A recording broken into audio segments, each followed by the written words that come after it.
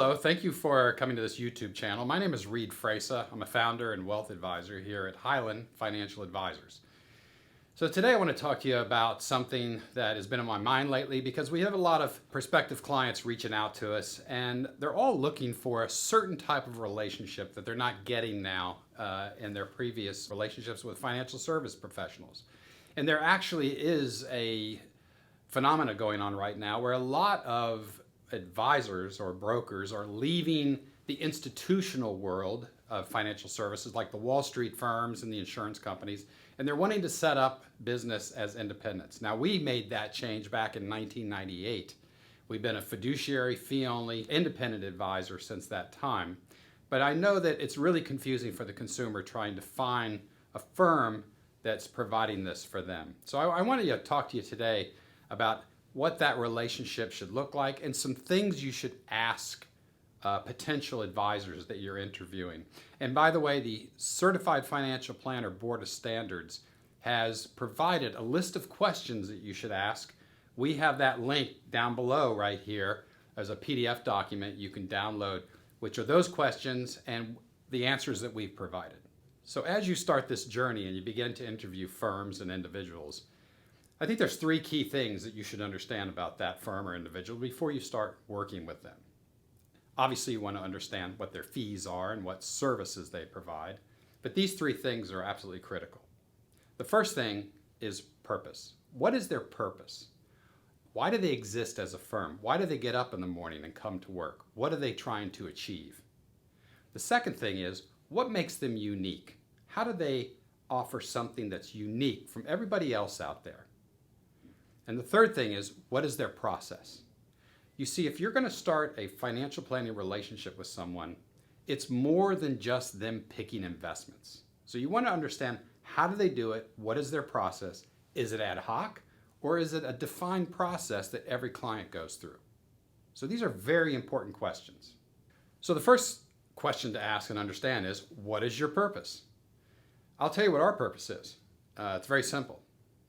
The reason why we get up every day and come to work, and that's everybody in our firm, is we believe that we can improve people's lives. It's as simple as that.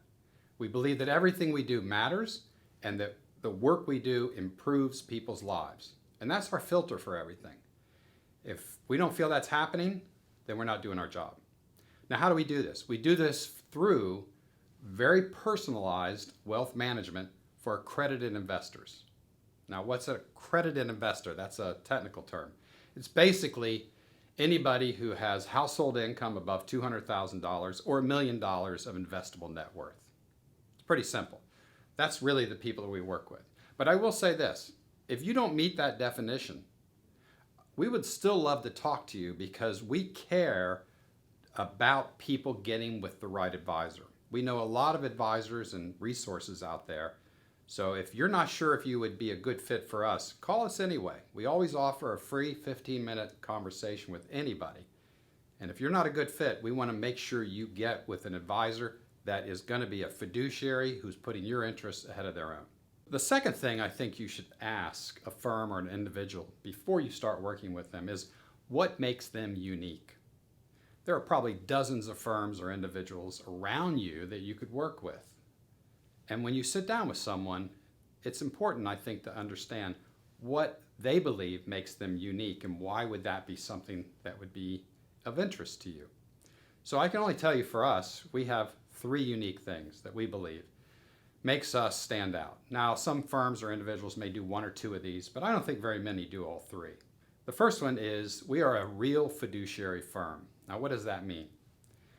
So the industry, unfortunately, is very murky about this. Some people will be a part-time fiduciary. In other words, when I'm talking to you about this account, I'm a fiduciary. And when I talk to you about this account or this product, I'm not a fiduciary. Very confusing. A real fiduciary is a fiduciary 24/7. We don't sell products, we don't make commissions, and we provide broad advice, retirement planning, tax planning, all these things. We don't limit our advice in any way. And in everything we do, we're a fiduciary. That means that we have to have a duty of loyalty and a duty of care. Duty of loyalty just simply means that we're always going to put your interests ahead of our own. Duty of care means that all of our advice is going to be in your best interest, and we believe that advice has to be monitored consistently to provide a fiduciary relationship. So it's not a part-time thing. If you're not doing that, then you're not a fiduciary. And that's something that you should really ask about. Make sure you understand it and get it in writing. Some people will talk, but they won't put it in writing. The second thing is that we offer very personalized wealth management. As I said, we don't limit the scope of our work. An example, we help clients who own businesses with their business planning. We've helped clients who are interested in putting solar panels on their roof, helping them make that financial and environmental or economic decision for them. There's really nothing that could happen in a client's life that we won't help them with, and monitor that for the relationship. So that's really important to make sure you understand what is unique about that firm. Do they have limited scope or is it broad scope? We call our process the person is the plan, because it's really all about helping people make better decisions. You see, typically when we have found from our over 30 years of experience, people tend to not hit their goals, not because of some external thing like the markets or something like that, but it's because they just haven't made the best decisions. So that's what our personalized wealth management is all about, helping people make better decisions. The third thing that we think is unique about us is our team approach.